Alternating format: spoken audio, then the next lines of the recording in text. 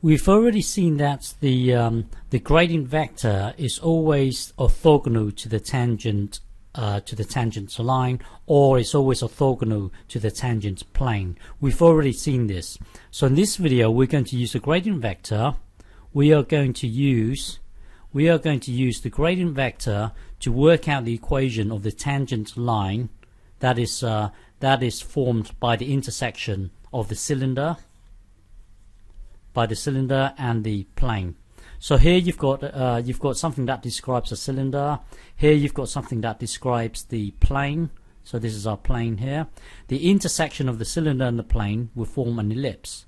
So this is an ellipse that is slightly slanted because of this plane. So slightly at an angle.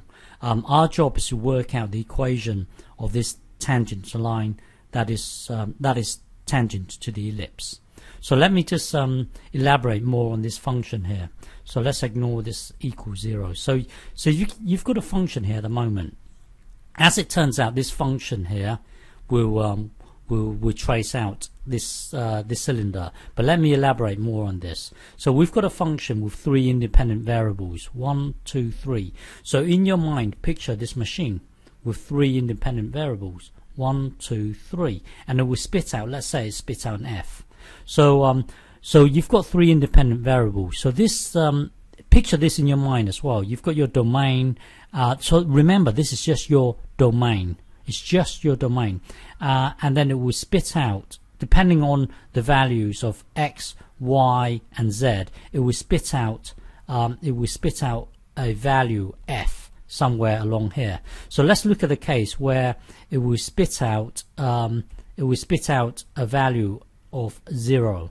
So you're going to select some surface within the domain, and it will spit out the number 0. So looking at a specific case of it spitting out the number 0. Well, if you look at this, when you put 0 into here, it will then give you this 0. So let's just look at this. Well, this is a circle. Well, rearrange it. So add 8 to both sides. So this is a circle of radius √8.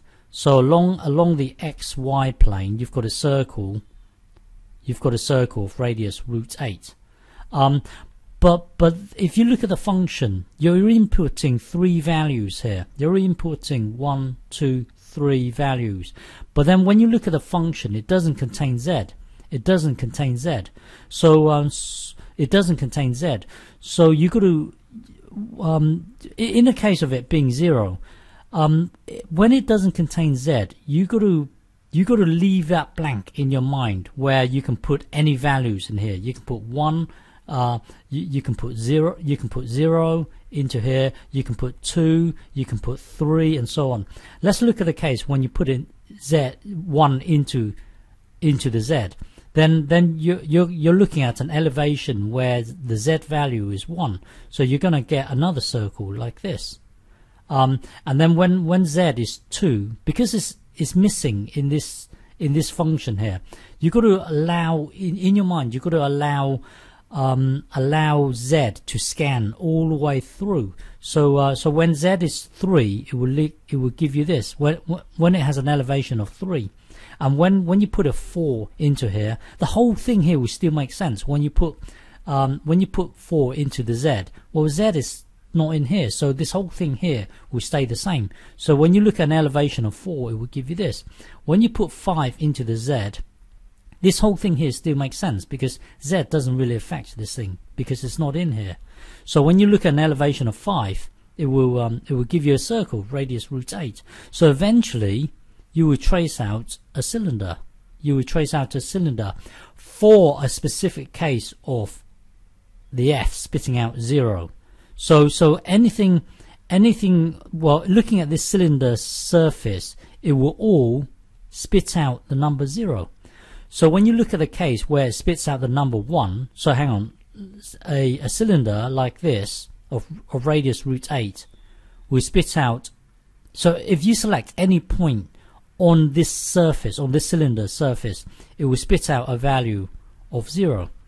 And when you look at a case where, well, let's if you look at the case where it will spit out a value of 1, so you put 1 into here, so this thing here will become 1, and then add well, the point here is that hang on, let me think. The point here is that if you have a cylinder that's slightly bigger, like this, slightly bigger, then it will spit out a value of 1. It will spit out a value of 1. If you look at a bigger cylinder, remember this is just a domain. This thing here is just a domain. If you look at this bigger cylinder, it will spit out a value of 2.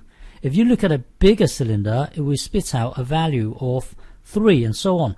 We are looking at a specific case where it equals 0. So we are looking at this small cylinder, this small purple cylinder in here. So when you look at this, it will describe a cylinder. When you can use the same argument, and then it will spit out this plane here. Well, the intersection of the two here, remember, if you blindly compute the gradient vector of this at this particular point, so I forgot to mention that this is at a particular point here. If you blindly compute the gradient vector, it will give you a vector that is orthogonal to the surface of the cylinder. And then if you look at this, if you blindly compute grad g, it will give you a vector that is perpendicular to the plane. That is perpendicular to the plane. So remember, when you have two vectors, if you blindly compute the cross product of the two vectors, it will give you a new vector that is orthogonal to the other two vectors. So the point here is that looking at the cylinder, blindly compute the gradient vector, it will give you this. Looking at the plane, blindly compute the gradient vector for the plane, it will give you another vector. So now you've got two vectors, grad f and grad g. Once you've got these two vectors, just take blindly take the cross product of the two, and it will give you a new vector. This new vector will be orthogonal to the other two vectors. So from this vector, you can describe the tangent line. So let me illustrate this. So hang on. So looking at the two functions, so this is your cylinder, this is your plane. Find grad f. Grad f turns out to be this for the cylinder. Grad g turns out to be this for the plane. So now that you've got two vectors, 1, 2, blindly compute a cross product of the two, and we've done the cross product before, so I'm expecting you to know the cross product. So with the cross product, so this 4, and then 0 in the z direction, and then you've got 1 here, and then j is 0. There is no movement in the j direction, so it's 0, j is 0, k here is 1, so this is 1 here. So remember, computing the cross product, look at the I first, and then discard. So now it's going to be this, and then looking at the j, remember, I'm expecting you to know the cross product. Discard. Now you're looking at these 4 here. That's these 4 here. And then looking at k. Discard. Just look at this bit here. That would be this thing here. Now it will be this times this. Take away this times this. That will then give you this. And then remember, it's always plus, minus, plus, minus, plus, minus, and so on. So now you've got your. Now it would be this times this, take away this times this. That will then give you this. And then it would be this times this, take away this times this. So this thing here will be -4. This thing here will be a -4 because you've got a plus here. Well, anyway, I'm expecting you to know this. So so computing the cross product of the two vectors will give us a new vector. This new vector here will represent, this is a new vector here. Now we've got our new vector that is orthogonal to the other two vectors. We can now describe the line. So the line, it would be one particular point. So that's our point 2, 2, 3 right from the start of the video, which I forgot to mention earlier. It would be 2, 2, 3. So that's our point here. That's our point. Once we've got our point, so remember, we've just worked out this vector here. Once you've got our point, add it to multiples of our vector. So add it. So once we've got our point, add it to multiples of our vector. Remember, 4, -4, and -4. So multiples of our vector. So now multiply this out. So that will then give us this. In the y, if you look at the y location would be given by this, and the z location will be given by this.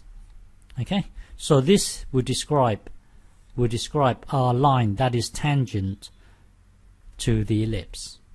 Okay.